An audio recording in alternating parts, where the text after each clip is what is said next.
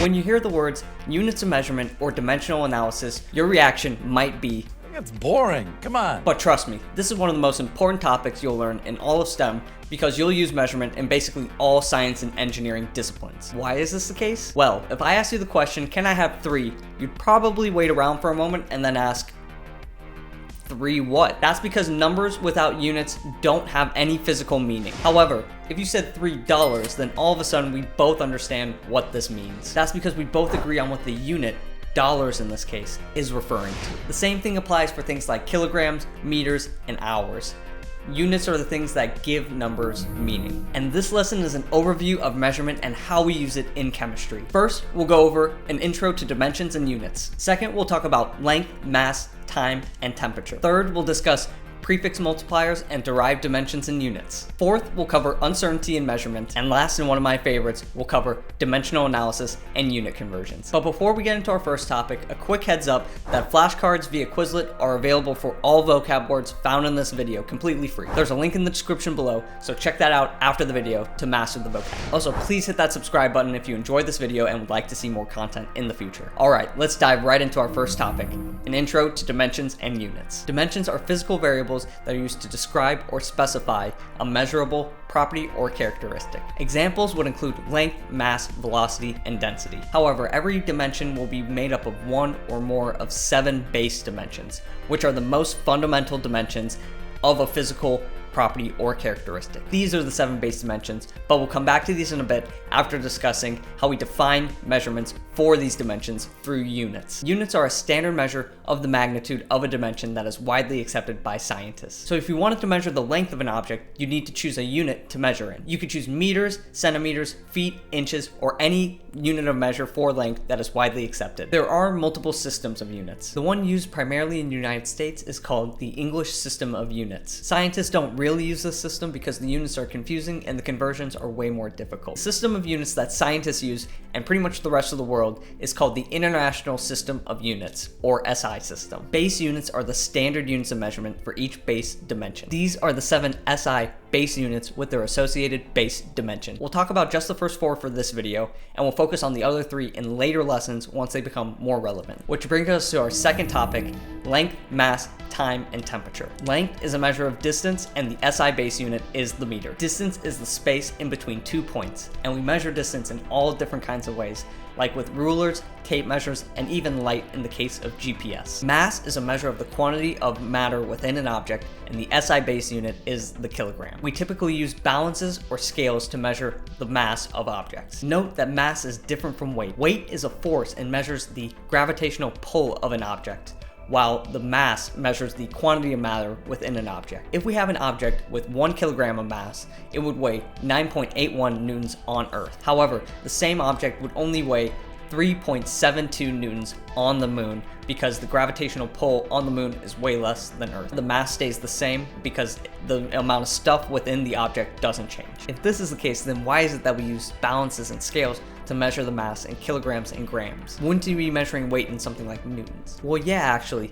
The balances and scales are measuring weight. They use the weight to internally calculate the mass. They use the weight as a force, the gravity of Earth as an acceleration, and the equation force equals mass times acceleration in order to internally calculate the mass. It just makes it way easier to measure the mass this way because the gravity of Earth doesn't significantly change. You don't need to worry about calculating weight using this equation because that's more of a physics thing, but be aware of the differences between mass and weight. The next base unit is time. Time is a measure of the period between 2 events, and the SI base unit is the second. We typically use clocks and watches to measure time, and we use the conventional units of time that the majority of the world uses, like hours, seconds, years, and days. I could also say a second is technically the duration of 9,192,631,770 periods of the radiation emitted from a transition in cesium-133, but I'm not gonna mess with time any further and leave that to the smarter folks out there. I will mess with time! Temperature is a measure of the average kinetic energy within an object or within a system, and the SI base unit is Kelvin. Kinetic energy is basically energy from motion. So when there's a hot glass of water and a cold glass of water, the molecules in the hot glass of water are moving faster than in the cold glass of water. This can be visualized using dye and water. When the dye is dropped into the hot and the cold glass of water at the same time, the dye gets mixed way faster in the hot glass than the cold glass because the molecules are moving around way faster. There are multiple temperature scales you need to know. The first is the Fahrenheit scale, which is used primarily in the United States. Water boils at 212 Fahrenheit and freezes at 32 Fahrenheit, and negative values are allowed. The second is the Celsius scale, which is the one used by most of the world. Water boils at 100 degrees Celsius and freezes at 0 degrees Celsius. And again, negative values are allowed. And last, and for sure the most important, is the Kelvin scale, which is used by scientists and engineers. Water boils at 373.15 Kelvin and freezes at 273.15 Kelvin, and negative values are not allowed. This is considered an absolute scale because negative values are not allowed. Whenever you use temperature for anything in chemistry, make sure to convert to Kelvin first. Here are the equations to convert from Fahrenheit to Celsius and from Celsius to Kelvin. An example problem would be to convert 65 Fahrenheit to Kelvin. Use the first equation to convert to Celsius and then use the second equation to convert to Kelvin. You'll arrive at 291 Kelvin as the final answer. So now that you're familiar with the SI base units, you can start manipulating them using the SI prefix multipliers, which brings us to our next topic, the SI prefix multipliers and derived dimensions and units. Prefix multipliers change the value of a unit by a power of 10. This table displays the SI prefix multipliers you'll need to know for chemistry. These multipliers are typically not given on tests or exams, so you'll need to memorize these. Also, report big or small numbers in either scientific notation or pick a prefix multiplier that reduces the amount of place-holding non-significant zeros. We'll go over significant figures later in this video, but for now, the best way to describe this is make the number as readable as possible. For example, if you measure this number here,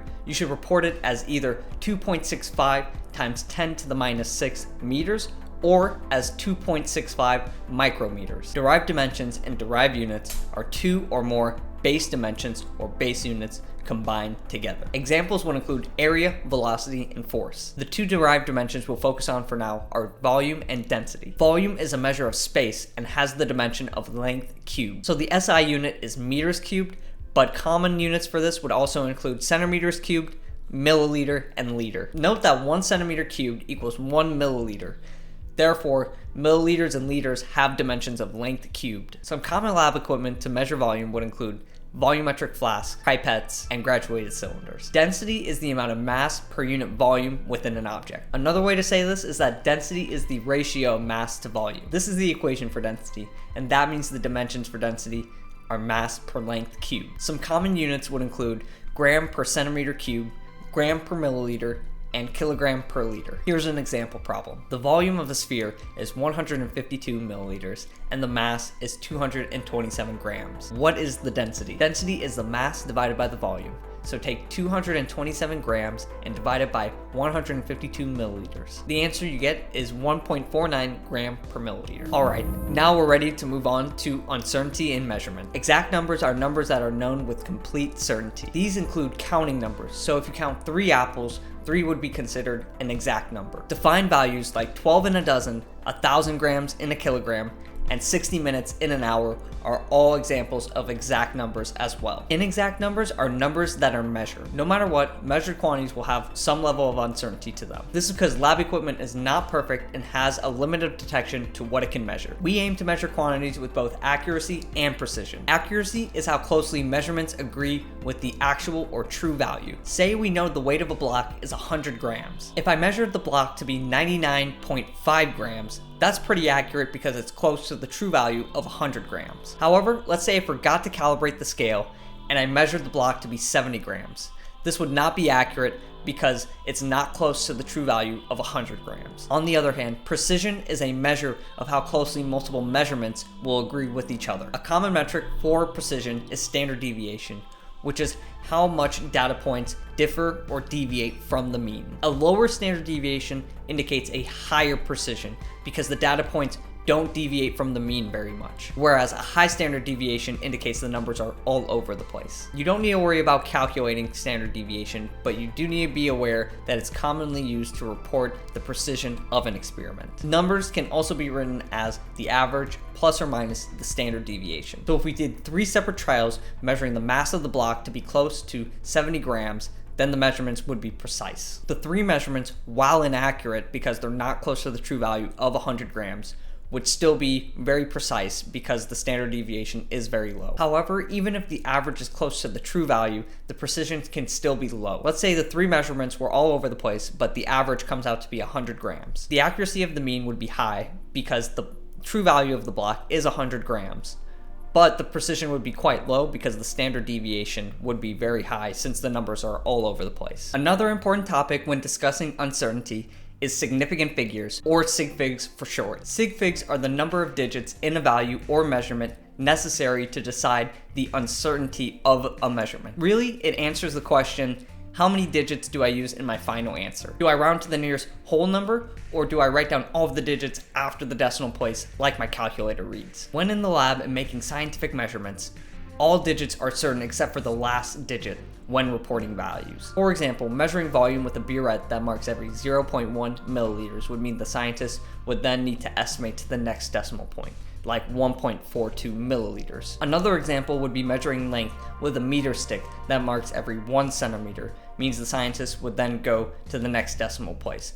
So 52.3 centimeters in this case. There are 4 rules to determine what digits are significant in a number. First, all non-zero digits are significant. So if it's a number between 1 and 9, then it's significant. Second, zeros in between non-zero digits are always significant. So in these numbers, the highlighted zeros are in between non-zero digits and therefore are significant. Third, zeros at the beginning of a number are never significant. So in these examples, the first zeros would be considered placeholder zeros and are not significant. Fourth, zeros at the end of a number are significant if the number contains a decimal point. For example, in these numbers, there is a decimal point and therefore these zeros at the end are significant. You may also see numbers like this as well, and technically these zeros are significant, but you should always report your numbers in scientific notation rather than reporting it like this. Likewise, zeros at the end of a number without a decimal are not significant. So 217,000 would not have any significant zeros. 200 would only have 1 sig fig,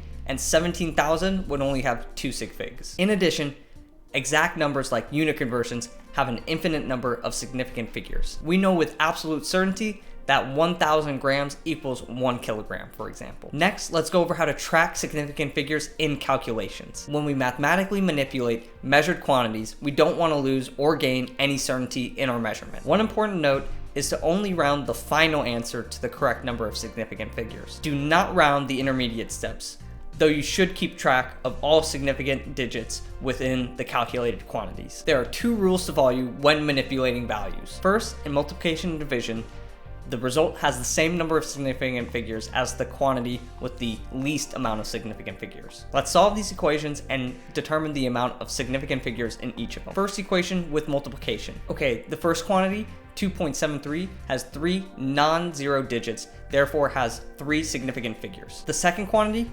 12.001, has 5 significant figures because it has 3 non-zero digits and it has 2 zeros that are in between non-zero digits. And the last quantity, 1.810, has 3 non-zero digits and has 1 zero at the end with a decimal place. Therefore, there are 4 significant figures. The final answer, 59.3, should have 3 sig figs because the quantity with the least number of significant figures in our equation had 3 sig figs. Another equation, this time with division. Okay, the value on top has 4 non-zero digits and therefore has 4 significant figures. The value on the bottom has 3 non-significant placeholder zeros, but then has 2 non-zero digits and then 1 zero in between non-zero digits, therefore has 3 significant figures. The final answer will get you something like this, but because the number with the least number of sig figs was 3, we have to report our answer like this in scientific notation. Alright, on to the second rule when mathematically manipulating quantities. In addition and subtraction, the result has the same number of decimal places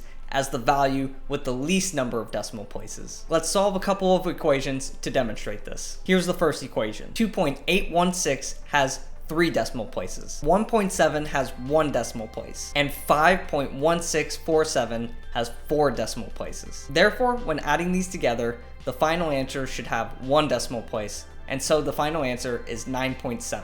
On to the next example. 15.68 has 2 decimal places. 32.128 has 3 decimal places, and 24.28 has 2 decimal places. Therefore, the final answer is 23.53. So remember, multiplication and division depend on the number of significant figures, whereas addition and subtraction depend on the number of decimal places. Let's do a couple of examples merging the two rules together. Let's solve what's in the parentheses first. 8.72 minus 6.1711, we get 2.5489, and we'll use this for the rest of the calculation and don't round until the end. But we need to remember that the least significant digit is in the second decimal place and that there are 3 sig figs in this value. Multiply this out and we get something like this for our answer, but because we need to truncate to 3 sig figs, our final answer is 174.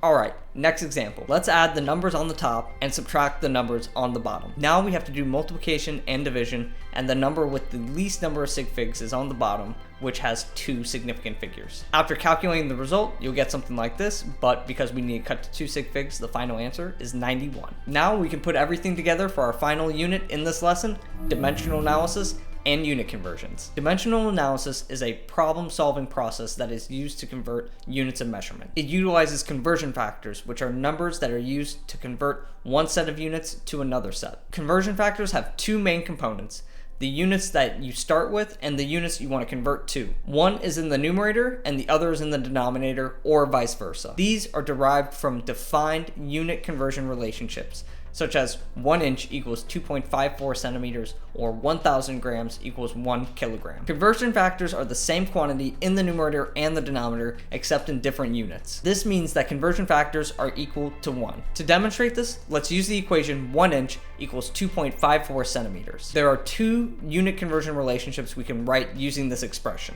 2.54 centimeters over 1 inch and 1 inch over 2.54 centimeters. Let's focus on one of the conversion factors. This expression here equals 1 because if I substitute in 2.54 centimeters for 1 inch using this expression, it becomes 2.54 centimeters over 2.54 centimeters, and everything cancels out to equal 1. Now, let's try an actual example.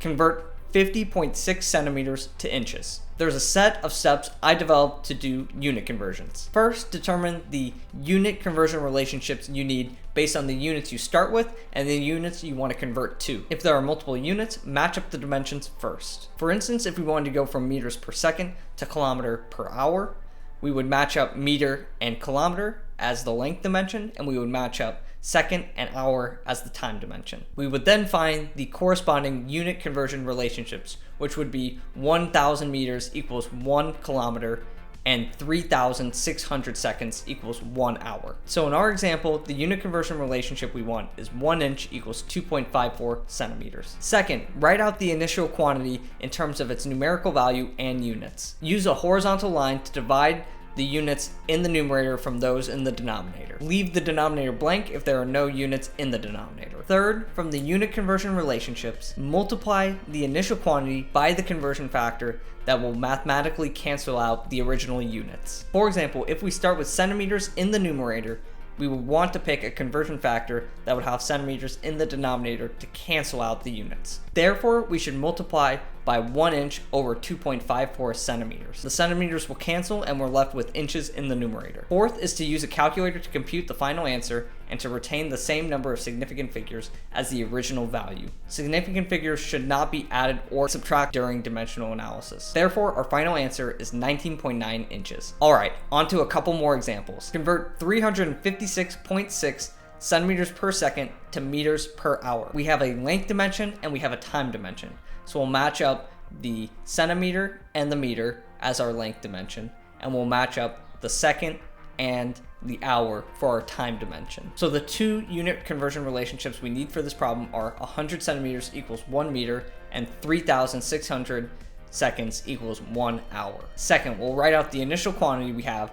which is 356.6 centimeters in the numerator, and we'll write seconds in the denominator. Third, we'll go ahead and multiply by our conversion factor. We'll convert the length dimension first, and to do so we need to put centimeters in the denominator and meters in the numerator. So we'll multiply by 1 meter over 100 centimeters. We'll convert the time dimension next, and to do so we'll put seconds in the numerator, and we'll put hour in the denominator. So we'll multiply by 3,600 seconds over 1 hour. Last, we'll calculate our final answer and retain 4 significant figures in our final answer. We end up getting 1.284 times 10 to the 4th meters per hour for our final answer. All right, let's do one last example. Convert 3.52 grams per milliliter to kilogram per meter cubed. All right, first for the mass dimension, we want to go from grams to kilograms. And the unit conversion relationship we have for that is 1,000 grams equals 1 kilogram. For the volume dimension, we want to go from milliliter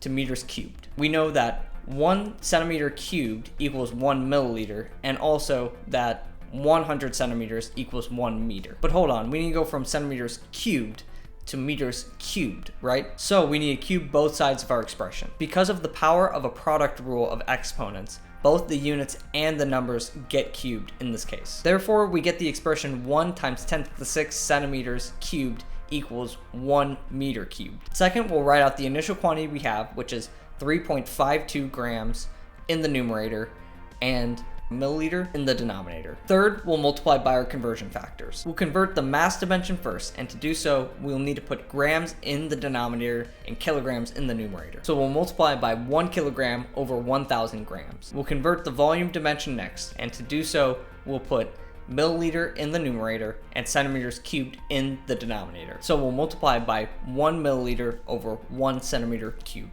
We still need to get to meters cubed in the denominator. So we'll multiply by 1 times 10 to the 6th centimeters cubed over 1 meter cubed. Last, we'll calculate our answer and retain 3 significant figures for our final answer. And we end up getting 3.52 times 10 to the 3rd kilogram per meter cubed for our final answer. So that ends our second lesson on the overview of measurement. In our next lesson, we'll talk about those things called atoms again, except in way more detail. If you need a refresher on atoms and the basics of matter and chemistry, check out the first lesson. Please hit that subscribe button if you haven't already. Thank you for watching, and I hope you learned a thing or two about science.